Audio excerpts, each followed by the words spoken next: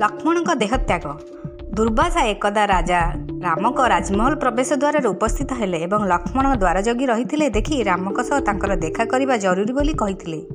एही समय रे राम जम मृत्युर देवता सहित एक कठोरी अत्यंत गोपन कथबार्ता करुथिले।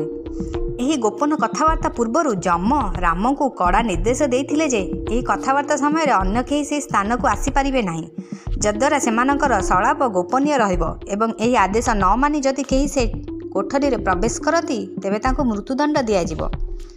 राम राजी होई लक्ष्मण को तांका द्वार रे जगिबा और जम को देइथिबा प्रतिश्रुति पालन करिवार दायित्व देइथिले।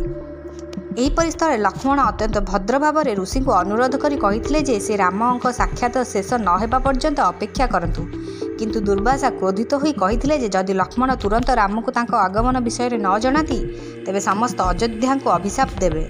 लक्ष्मण एहीपरि एक द्वंद्व पड़ी स्थिर कले जे पछे राम क्रोधर शिकार होई मृत्युवरण करंतु, किंतु अयोध्या किंबा अयोध्यावासी दुर्वासा अभिशाप बंची जाऊ।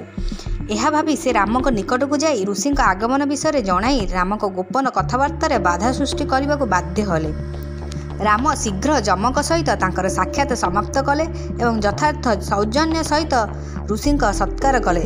दुर्वासा राम को खाइबा देवार इच्छा विषय कही एवं राम अतिथिक अनुरोध पूरण करते, जो संतुष्ट हो ऋषि दुर्वासा रास्तार चली जाइथिले। जम को देइथिबा कथा अनुसार राम निज प्रिय भाई लक्ष्मण को हत्या करने को चाहू नथिबारु राम दुखरे म्रियम्लान होई पड़थिले। तथापि से जम को देइथिबा सत्य पालन करने संबंध में परामर्श देबाकू ऋषि वशिष्ठ को अनुरोध कले।